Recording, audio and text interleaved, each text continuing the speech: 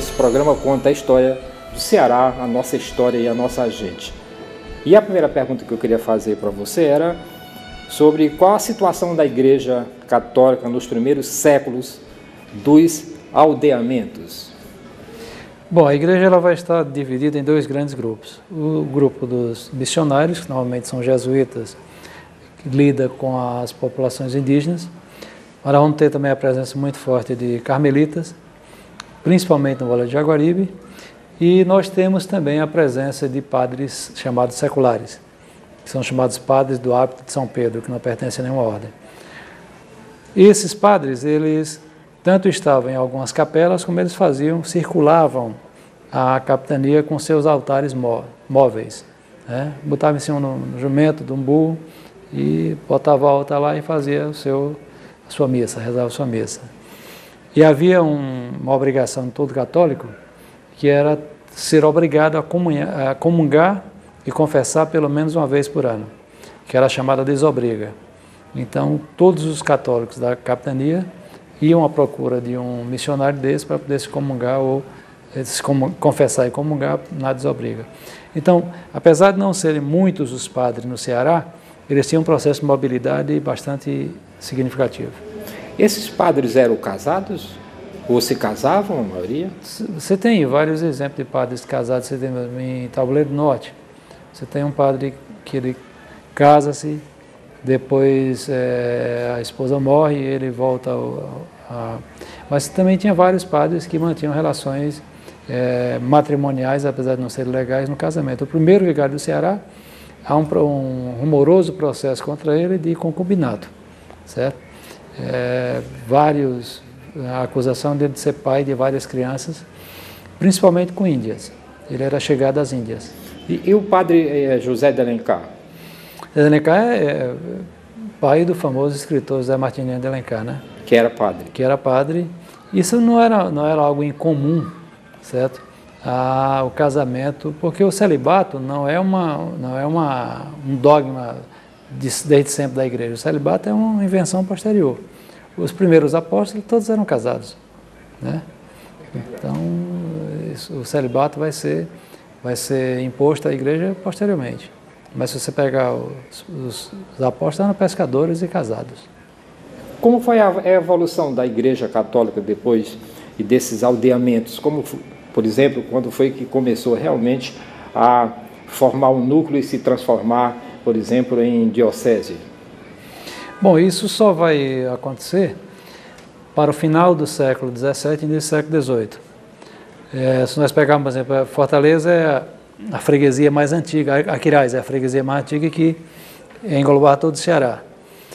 Depois vem a freguesia de Russas, que é mais ou menos do começo do século XVIII, não se tem certeza da sua data, mas ela é por volta de 1715, ela já está existindo como freguesia. Depois, Quixeramobim, Icó, Aracati, certo? Todas essas que eu estou falando já é a segunda metade do século XVIII, certo? À medida que vai sendo repartido a freguesia de Aquiraz, ela vai sendo subdividida em outras freguesias. A primeira é Russas, certo? E depois vem Quixeramobim, Icó, Aracati, certo?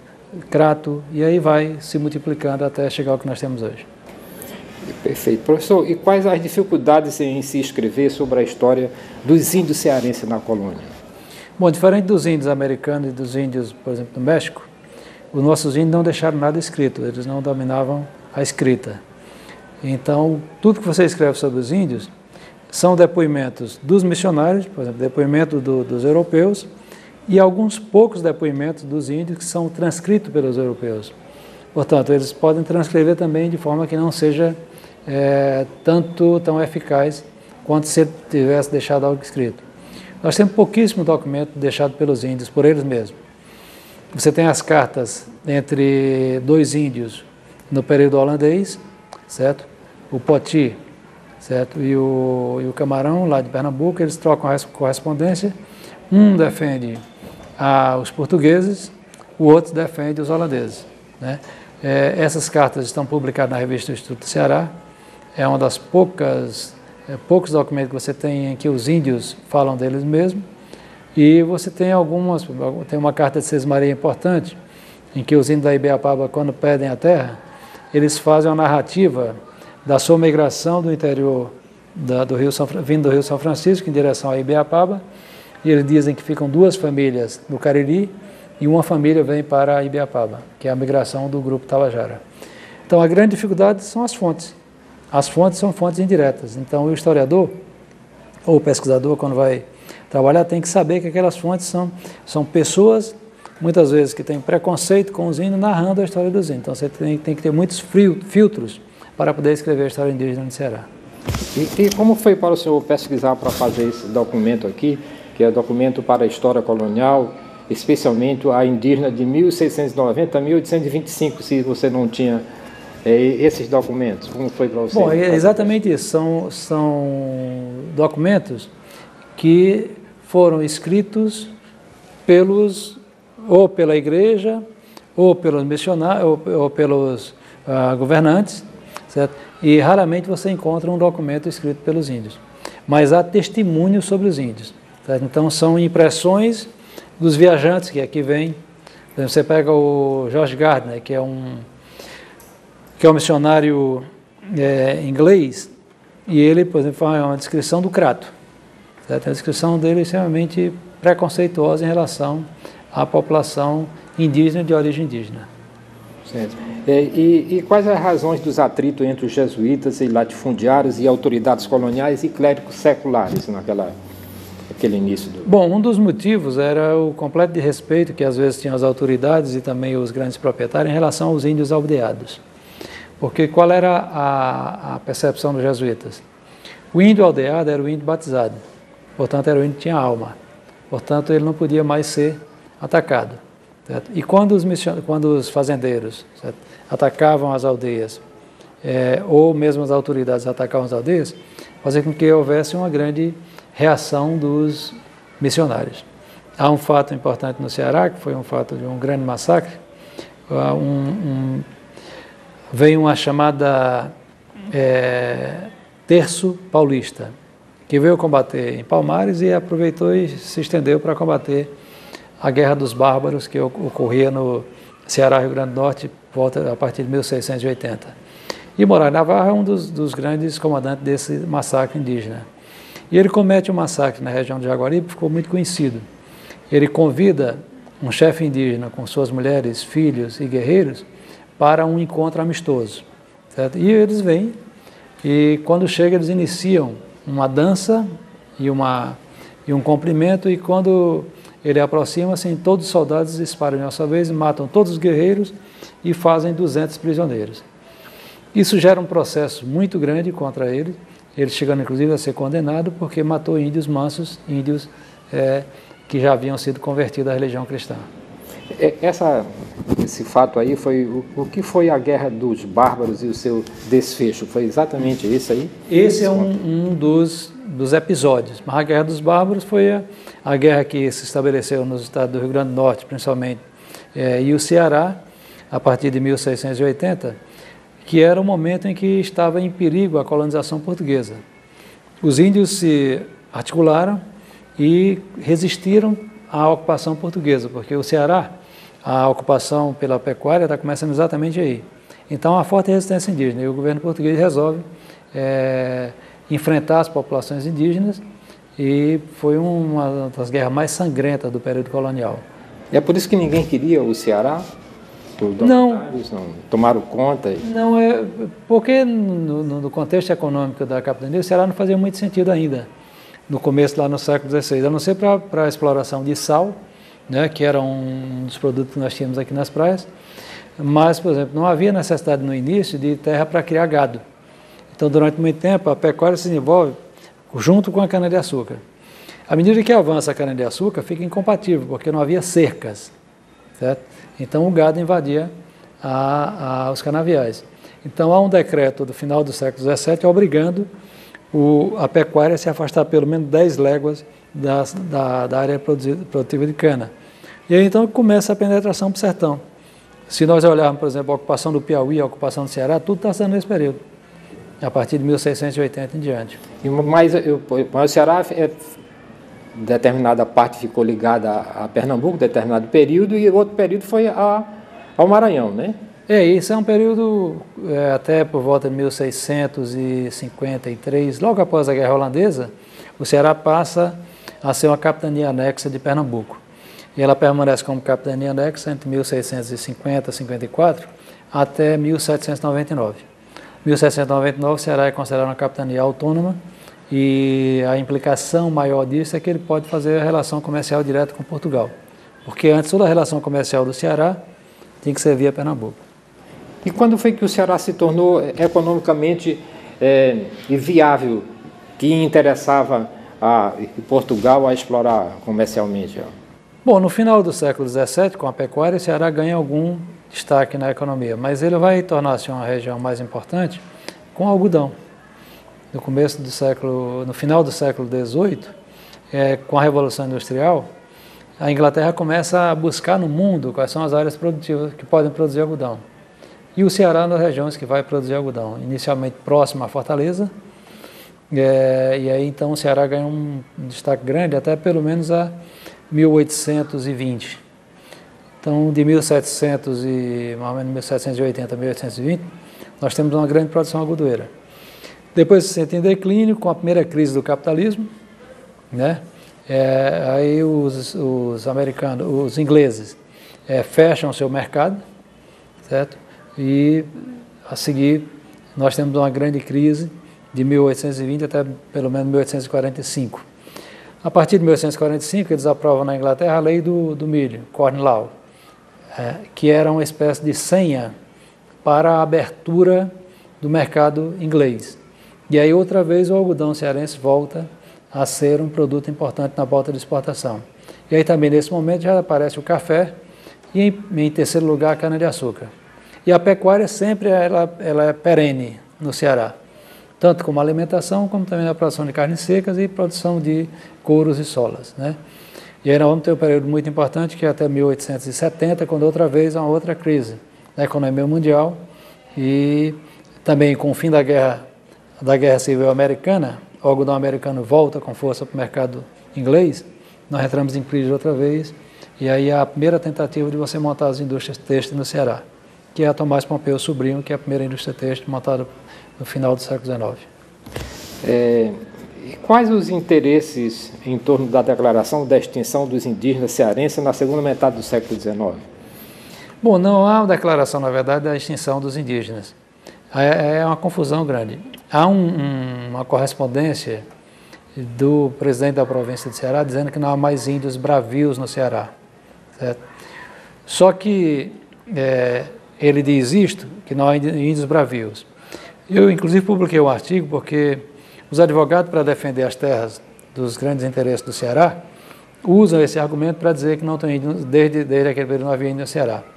Só que eu publiquei um artigo há algum tempo, eu mostro o seguinte: no mesmo dia que o governador diz isso, o presidente da província diz isso, os índios do Baturité estão fazendo uma correspondência ao imperador, acusando o esbulho das suas terras, certo? Então isso é muito mais um jogo dos advogados para disputar as terras indígenas do que algo real, certo? E, mas de qualquer forma, o surgimento do movimento indígena cearense na década de 80, entende-se, foi grande, né? Inclusive aqui em Caucaia, né? Foi. Na verdade, eles nunca desapareceram, eles mergulharam, porque eles têm a memória do que foi a relação deles do período colonial. Então, você tem muitos grupos indígenas até hoje no Ceará que não se reconhecem com medo. Se você for à Serra da Ibiapaba, você tem muitos remanescentes indígenas, mas não tem nenhum grupo ainda que se reconheça como remanescente indígena. Porque a memória deles em relação aos índios, ela é uma memória muito... O que se passa da história indígena é muito negativa. É bicho do mato, é preguiçoso. Então isso criou neles o receio de se identificar enquanto tal, certo? Mas aí a partir da década de 80, principalmente com a presença do Luiz Loscheider, você vai ter um processo de reaparecimento dos índios cearenses. E agora que os índios eles estão aí dentro dessa luta, dizendo que essas terras onde seria instalada a refinaria são minhas, e como é que a gente pode historicamente identificar se aquele povo, se aquela terra pertence ou não aos indígenas? Bom, aí você teria que fazer uma pesquisa histórica para ver, por exemplo, onde é que estavam os índios na SES. Porque essas comunidades indígenas se deslocavam pelo estado. Então, por exemplo, você pega o grupo Jaguaribara. No começo da colonização ele está próximo à Fortaleza. Depois você vai encontrar, mais adiante você vai encontrar já no Médio Jaguaribe. Certo? E ele vai se deslocando dentro da capitania à medida em que os conflitos vão se dando com os brancos. Então você teria que fazer essa pesquisa e ver. No período colonial é claro que você encontra os anassés no litoral. Nesse litoral que nós estamos ali onde está a refinaria. Mas eles são encontrados em outros locais da capitania, depois do estado. E como é que se deu a extinção dessas grandes tribos que tinha no Ceará, de uma maneira que a gente não consegue identificar um grupo específico dela? Bom, acho que aí foi uma ação que eu diria pensada a partir do Marquês de Pombal. Em 1759 entrou em vigor no Ceará o chamado Diretório Pombalino, que era uma constituição que vai definir regrar toda a vida das populações indígenas. E a primeira coisa que ele faz é proibir as línguas indígenas, as línguas nativas. Então os índios são proibidos de falar suas línguas nativas. E nas escolas indígenas passa a ser ensinado o português. E isso o Marquês de Pombal, como estrategista que ele era, ele disse, para você dominar um povo, você tem que retirar a sua língua, porque a língua é que dá identidade a um povo. Então os jesuítas não fizeram isso, nós temos que fazer isso agora. Então é proibido o uso da língua portuguesa, o uso da língua nativa, e passa a se falar agora português nas escolas. Ora, se você pegar uma criança inglesa, por exemplo, botar no Ceará, e daqui a 200 anos voltar aqui, ela não lembra mais que falava inglês na sua infância. Não é o que aconteceu com os índios. E além disto, houve um processo, você transformou as aldeias indígenas em vila de índio. E as vilas passaram a funcionar como as vilas de branco, com câmara, com tudo mais, câmaras de vereadores, tudo mais, do mesmo modelo. Só quem dirigia a vila era um branco. E virou uma espécie de feitor da vila. Então nós tivemos um fenômeno que é muito interessante, que eu abordo na minha tese de mestrado, que é exatamente a dispersão das populações indígenas. Então o que aconteceu? Houve uma grande dispersão das populações indígenas. Então, qual é a característica dos índios do Ceará? São pequenos grupos. Por quê? Porque historicamente eles foram dispersos. Certo? E aí então você não pode pensar como na Amazônia, que você tem tribos imensas. Não, aqui você vai encontrar núcleos organizados muito próximo com o núcleo da família cristã, porque também eles foram cristianizados. Eles eram obrigados a aderir à religião cristã. Então foi tirado dos índios algo importante, a língua e a sua religião. Então você quebrou dois nichos identitários. E isso fez com que essas populações sobrevivem, porque há uma grande força deles de sobreviver, mas algo que era fundamental para garantir a sua identidade foi destruído. Professor, eu queria que o senhor falasse um pouco mais desse seu trabalho aqui, principalmente para indicá-lo, né, para os pesquisadores e para quem quer se interessar mais sobre esse período da história colonial, principalmente a história indígena. Bom, o governo brasileiro fez um trabalho chamado Resgate, em que foram microfilmados e colocados em CD-ROMs a documentação que existia do Brasil no arquivo ultramarino. E o Ceará entrou nesse rol de estados que os documentos vieram para cá. Só que esses documentos estão em manuscrito. E a grande maioria, mesmo dos jovens historiadores, não lê manuscrito. E o trabalho que nós fizemos foi transcrever esse documento, tentar dar uma ordem para que o pesquisador perceba como é que é o vai e vem dos documentos, e transformando isso em um livro que foi publicado este ano. Bom, sobre o período colonial, você tem um trabalho clássico da Valdeli Chirão, a charqueada no Ceará, é um trabalho muito importante. Você tem um estudo importante sobre... O Girão tem bons estudos. Se nós pegarmos, por exemplo, do Instituto, você tem o Bezerra de Menezes, Antônio Bezerra de Menezes, chama-se Algumas Origens do Ceará, é um trabalho também clássico. Você tem estudos mais recentes, como o do Clóvis Jucá, sobre Aracati, que está saindo em livro. É um arquiteto, mas que tem uma boa formação historiográfica e fez uma tese de doutorado muito importante sobre Aracati, sobre a organização urbana de Aracati no período colonial. Você tem o Gisafran, que escreveu alguma coisa sobre o período colonial. Você tem uma dezena de jovens pesquisadores, tem um estudo recente, que é uma dissertação de mestrado, que eu posso em seguida passar para vocês com mais tranquilidade, mas se você for ao mestrado em História, ao mestrado e doutorado em História da Universidade Federal do Ceará, nós hoje temos um cabedal muito importante de estudos sobre o período colonial cearense. Você tem o professor Almir Leal, que também estudou sobre a revista do Instituto, que é um bom trabalho, certo? Então você tem muitos estudos hoje feitos por jovens historiadores que você tem o Otaviano, que escreveu sobre a violência no Ceará, chama-se Bacamartes, o título todo não sei, mas é um bom livro, que vale a pena. Ele também escreveu um sobre Inquisição no Ceará. Então nós temos hoje uma gama grande de estudos modernos sobre o Ceará. O professor, a universidade dispõe dessas teses online, porque hoje está todo mundo, né, no meio de comunicação, a gente pode olhar essas teses completas online? Ou de que Não, maneira? pelo menos os títulos e o resumo devem estar online, mas elas não estão ainda online na sua totalidade. Porque algumas universidades dispõem, né? Pois no Brasil. Nós estamos propondo fazer um programa de edição pela Secretaria da Cultura desses trabalhos, que é trabalho de grande importância que ficam na prateleira. Nós estamos propondo ao governador fazer exatamente uma linha editorial só para editar esses trabalhos. Ok, professor, muitíssimo obrigado e até a próxima.